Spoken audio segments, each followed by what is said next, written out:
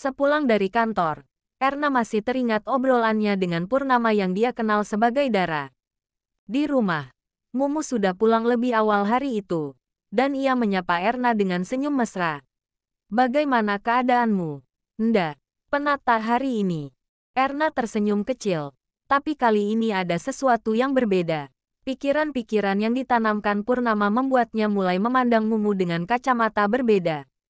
Bukannya menjawab dengan antusias, dia hanya berkata, "Biasa saja, ya." Mumu merasakan ada yang aneh, tapi memilih tidak bertanya lebih jauh. Ia mengira mungkin Erna hanya lelah. Namun, Purnama sudah berhasil membuka celah kecil dalam hubungan mereka. Saat malam harinya, Erna langsung tidur tanpa terlalu memperhatikan Mumu. Hal yang tak pernah dia lakukan sebelumnya. Mumu sempat heran. Namun ia beranggapan mungkin Erna sedang lelah atau bisa jadi karena bawaan orang yang lagi hamil. Mumu duduk di sebelah ranjang, memperhatikan tubuh Erna yang terbaring dengan mata tertutup rapat. Meskipun tampak seolah-olah sedang tidur, napas Erna terlalu teratur, terlalu dikendalikan. Mumu tahu betul, Erna tidak benar-benar tidur. Ia menaruh tangannya dengan lembut di bahu Erna, sedikit memijatnya sebelum berbicara dengan suara rendah. "Penat ya, Nda?" tanya Mumu pelan. Erna tidak merespons. Tidak ada gerakan. Tidak ada suara. Tetap kaku seperti patung. Seolah-olah dia benar-benar tidur. Mumu menghela napas perlahan. Ia mulai mengurut pelan punggung Erna untuk menghilangkan rasa lelah yang mungkin Erna rasakan. Mumu juga menyalurkan sedikit kekuatan spiritualnya. Energi yang mengalir dari tangannya tak hanya untuk menyegarkan tubuh Erna, tetapi juga untuk memastikan bahwa bayi di dalam kandungan tetap sehat. Asteris asteris asteris asteris asteris asteris asteris asteris asteris asteris asteris asteris asteris asteris asteris asteris. Di bawah pengobatan Mumu, Raka akhirnya sembuh total. Setelah sekian lama menderita cedera parah, dia kini bisa menjalani hidupnya seperti biasa. Keluarganya sangat bersyukur atas kesembuhan Raka dan tak henti-hentinya memuji Mumu yang dianggap sebagai penyelamat mereka. Raka yang dulu hampir kehilangan harapan, sekarang bisa kembali bekerja sebagai tenaga honorer di sebuah instansi pemerintah. Perlahan hidupnya kembali stabil, namun, di balik kesembuhan Raka, ada sosok yang terlupakan, yaitu Nurul. Dia yang selama ini setia berada di samping Raka, merawat dan mendampinginya saat Raka dalam kondisi terburuk. Nurul telah berkorban banyak, tetapi semakin hari, dia merasa semakin terabaikan. Keluarga Raka, yang dulu begitu berterima kasih pada Nurul, mulai melupakannya. Mereka lebih sibuk merayakan kesembuhan Raka dan membangun kembali kehidupan mereka yang sempat kacau. Nurul, yang tadinya selalu diajak untuk makan bersama di rumah mereka, kini jarang diundang lagi. Hanya sesekali saja mereka mengucapkan terima kasih padanya, dan itu pun semakin singkat, seakan menjadi formalitas belaka. Nurul, yang semula bersabar, mulai merasakan kesepian. Harapannya untuk bisa bersama Raka perlahan pudar. Sakit di hatinya semakin parah ketika Raka juga mulai berubah. Hubungan mereka yang dulu erat, kini terasa dingin. Raka lebih sering sibuk dengan berbagai hal dan jarang mengajak Nurul bicara. Bahkan saat mereka bertemu, Raka tampak tergesa-gesa, seolah ingin segera pergi. Suatu sore, Nurul datang ke rumah Raka, berharap bisa mengobrol seperti biasa. Namun, saat dia tiba di depan pintu, dia melihat sosok yang tak pernah disangkanya akan muncul lagi. Nadia, wanita yang dulu pernah memutuskan Raka, kini berdiri di sana. Anehnya keluarga Raka menyambutnya dengan ramah, seolah Nadia adalah tamu istimewa. Nurul berdiri kaku, menatap dari kejauhan. Hatinya seakan runtuh melihat pemandangan itu. Nadia tersenyum hangat, berbicara dengan ayah dan ibu Raka seolah mereka sudah lama dekat. Keluarga Raka tampak begitu bahagia dengan kehadiran Nadia, dan tak satu pun dari mereka menyadari keberadaan Nurul di depan pintu rumah. Dengan langkah perlahan, Nurul mundur. Dia tak ingin mengganggu. Meskipun hatinya perih. Saat itu, dia sadar bahwa mungkin dirinya tak lagi berarti bagi Raka dan keluarganya. Hari-hari berikutnya, Nurul semakin menjauh dari kehidupan Raka. Dia mencoba menyibukkan dirinya dengan pekerjaan, Tetapi hatinya masih terikat pada kenangan tentang Raka. Setiap kali dia mencoba melupakan, rasa sakit itu kembali muncul. Sementara itu, Raka dan Nadia semakin sering terlihat bersama. Nadia bahkan beberapa kali datang ke rumah Raka, membuat hubungan mereka kembali erat. Yang paling menyakitkan bagi Nurul adalah kenyataan bahwa Raka tampaknya tak lagi mengingat apa yang Nadia dan keluarganya pernah lakukan padanya. Raka telah melupakan bahwa orang suruhan ayah Nadia lah yang memukulnya hingga babak belur, meninggalkannya dalam kondisi yang begitu mengenaskan. Namun, bagi Raka yang sudah sembuh, semua itu tampaknya hilang bersama luka fisiknya. Dia lebih memilih untuk mengejar kembali cintanya yang lama, Nadia, meskipun Nadia dulu yang memutuskan hubungan mereka. Suatu hari, Nurul mencoba untuk berbicara dengan Raka. Dia ingin tahu apa yang sebenarnya terjadi di antara mereka. Di sebuah kafe kecil, Nurul menunggu Raka datang. Saat Raka tiba, dia duduk dengan senyum kecil, tetapi tatapannya terasa jauh. "Raka, aku ingin berbicara," ucap Nurul perlahan. "Aku merasa ada yang berubah. Kamu semakin jauh, dan aku tidak tahu apa yang terjadi." Raka menghela napas panjang. Dia tampak ragu sejenak sebelum akhirnya berbicara. "Nurul, aku tahu kamu sudah banyak berkorban untukku. Aku berterima kasih untuk semua yang kamu lakukan." Tapi, Raka berhenti sejenak, menghindari tatapan Nurul. "Aku masih punya perasaan untuk Nadia." Perkataan itu menusuk hati Nurul. Dia mencoba menahan air matanya yang mulai menggenang. "Tapi, Nadia yang meninggalkanmu dulu. Bahkan, dia..." "Aku tahu," potong Raka cepat. "Tapi, aku tidak bisa menghilangkan perasaanku untuk dia. Apa yang terjadi di masa lalu, itu sudah berlalu. Aku ingin memberinya kesempatan lagi." Nurul terdiam. Dalam hatinya, dia ingin berteriak, mengingatkan Raka tentang semua yang telah terjadi, tentang bagaimana Nadia dan ayahnya telah menghancurkan hidup Raka. Namun, dia tahu bahwa itu tidak akan mengubah apapun. Raka sudah membuat keputusannya. "Aku hanya berharap kamu bisa mengerti, Nurul. Aku tidak ingin menyakitimu, tapi aku juga tidak bisa memaksakan diriku untuk merasa sesuatu yang tidak ada lagi." Air mata yang ditahan Nurul akhirnya jatuh. Dia mengangguk pelan, meskipun hatinya terasa hancur. "Aku mengerti, Raka," ucap Nurul lirih. "Aku hanya berharap kamu bahagia." Raka tersenyum samar, lalu berdiri dari kursinya. Dia menatap Nurul sejenak sebelum pergi, meninggalkan Nurul sendirian di meja kafe itu. Setelah pertemuan itu, Nurul benar-benar menjauh. Dia menghapus nomor Raka dari ponselnya, berhenti mengunjungi rumahnya, dan mencoba melanjutkan hidupnya meski sangat sulit. Sementara itu, Raka dan Nadia semakin dekat. Mereka kembali merajut hubungan seperti dulu, seolah-olah tidak pernah ada luka di antara mereka. Nurul hanya bisa melihat dari kejauhan, tanpa lagi ada harapan. Dia menyadari bahwa terkadang, cinta yang tulus tak selalu mendapat balasan. Meski dia telah memberikan segalanya untuk Raka, pada akhirnya, yang tertinggal hanyalah kenangan dan rasa sakit. Dan dalam sepi, Nurul perlahan belajar menerima bahwa mungkin bukan Raka yang ditakdirkan untuknya. Meski hati ini patah, dia tahu bahwa hidup harus terus berjalan. Walaupun tanpa sosok yang pernah dia cintai dengan sepenuh hati, seminggu sudah Nurul merasakan kesedihan yang begitu mendalam. Hatinya serasa beku, namun dia tak pernah menunjukkan itu kepada siapapun. Setiap kali teman-temannya di kantor menanyakan kabar, dia selalu tersenyum dan berkata, "Aku baik-baik saja." Hanya itu yang terucap dari bibirnya. Meski jauh di lubuk hatinya, dia berperang dengan rasa kecewa yang menyakitkan. Raka, lelaki yang telah dia rawat dan doakan tanpa lelah, kini tak lagi menoleh padanya. Setelah sembuh, Raka seolah melupakan semua perjuangan yang Nurul lakukan. Semua pengorbanan, perhatian, dan cinta yang dia berikan tampaknya tak lagi berarti apa-apa.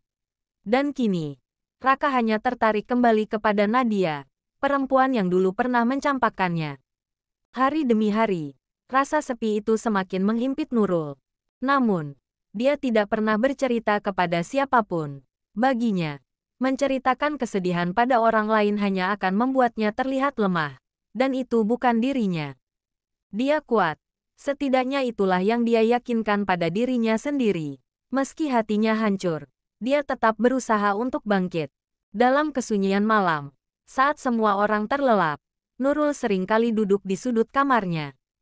Di sana, di balik cahaya lampu temaram, dia memandang kosong ke arah dinding, bertanya-tanya mengapa cinta begitu menyakitkan. Namun, tak ada jawaban, hanya kesunyian yang menemani, membuat air mata yang selama ini tertahan akhirnya jatuh perlahan. Ternyata cinta yang bertepuk sebelah tangan itu sangat menyakitkan.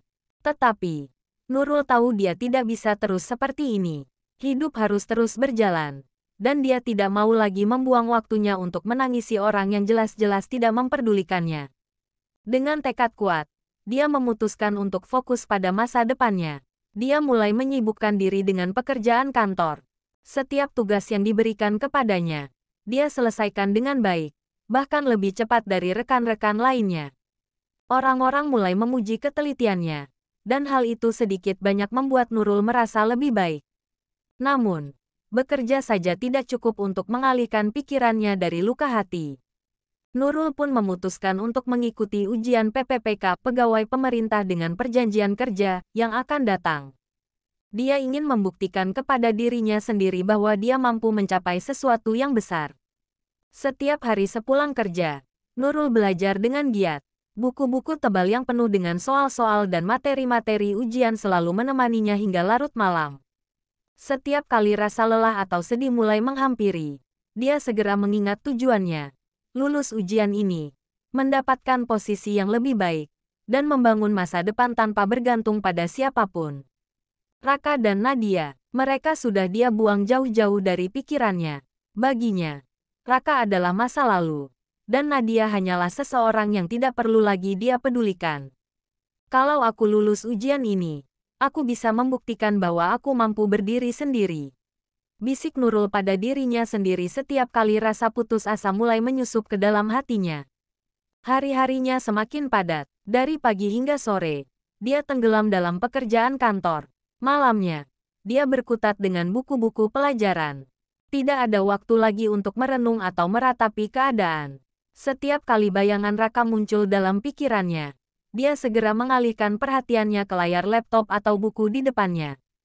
Seminggu, 2 minggu, waktu berlalu begitu cepat. Kegiatan yang padat memang berhasil membuat Nurul melupakan sejenak rasa sakitnya.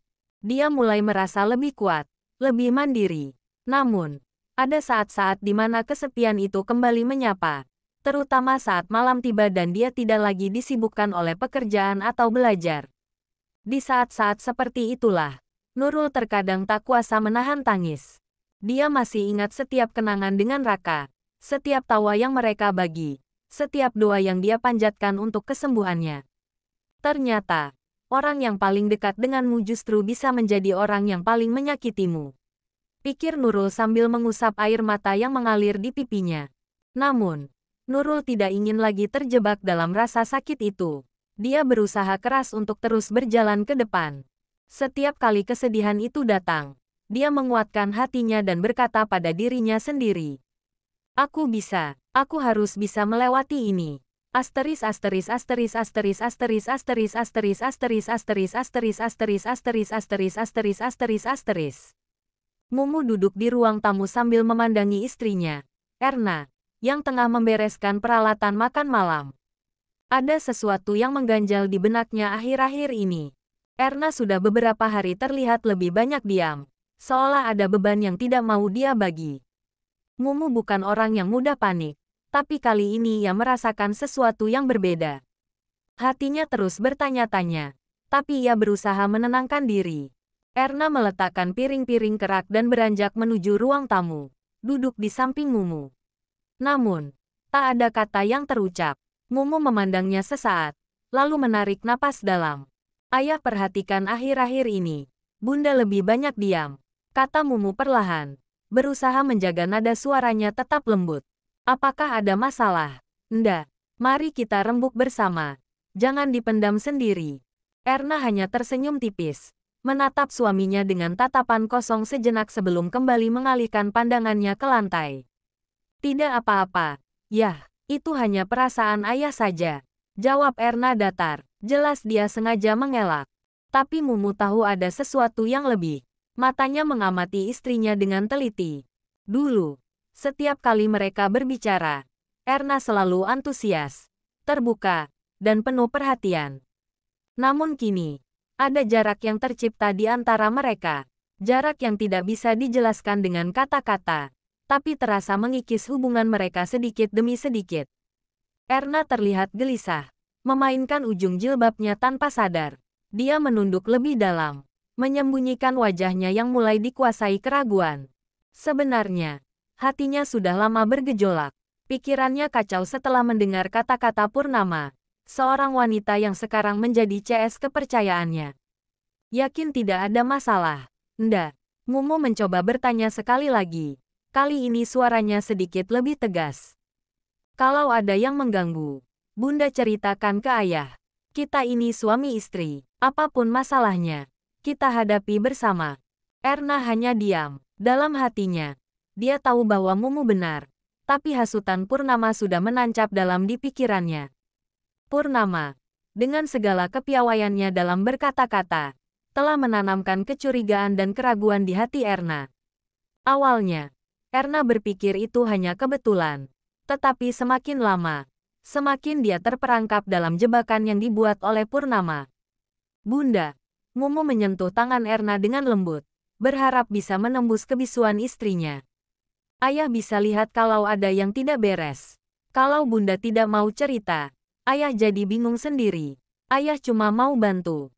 Erna menelan ludah. Kata-kata Purnama terngiang di kepalanya. Suami Ibuk dokter kan? Buk, Ibuk harus hati-hati. Dengar-dengar kabar. Perawat atau dokter menjadi mitra kerjanya biasanya cantik-cantik. Buk. Tidak menutup kemungkinan akan timbul cinlok karena sering berinteraksi. Mumu mengerutkan kening. Ia bisa merasakan ada sesuatu yang salah. Sesuatu yang tidak bisa dijelaskan hanya dengan perubahan perilaku kecil. Ini bukan cuma soal perasaan, kan? Ndak. Ada yang lain. Ada yang Bunda sembunyikan dari ayah. Akhirnya, Erna mengangkat wajahnya dan menatap Mumu. Namun matanya tidak menyiratkan kedamaian seperti biasanya. Sebaliknya, matanya dipenuhi oleh keraguan dan rasa bersalah yang begitu mendalam. Yah, Bunda hanya merasa lelah, katanya. Suaranya nyaris tak terdengar. Lelah. Apa karena pekerjaan rumah? Apa ada yang bisa ayah bantu? Mumu bertanya penuh perhatian. Erna menggeleng pelan. Dia tahu bahwa Mumu selalu siap membantu. Tapi bukan itu yang dia butuhkan saat ini. Ada sesuatu yang lebih dalam, lebih rumit, dan lebih gelap yang tengah menghantui pikirannya. Bukan soal itu. Yah, katanya pelan. Mumu menunggu, berharap Erna akan melanjutkan. Tapi dia hanya kembali terdiam. Yah, apakah ayah masih sayang sama Bunda? Pertanyaan itu akhirnya keluar, dan Mumu tersentak. Pertanyaan itu seolah datang dari tempat yang jauh. Sebuah pertanyaan yang tak pernah ia duga akan keluar dari mulut Erna. Mumu menatap istrinya dengan kebingungan. Bunda, kenapa bisa tanya seperti itu? Tentu saja ayah sayang sama Bunda. Apa yang buat Bunda ragu? Erna terdiam lagi. Kali ini dia mulai menggali lebih dalam perasaannya. Entahlah. Yah, Bunda hanya merasa sepertinya ayah sengaja menjaga jarak.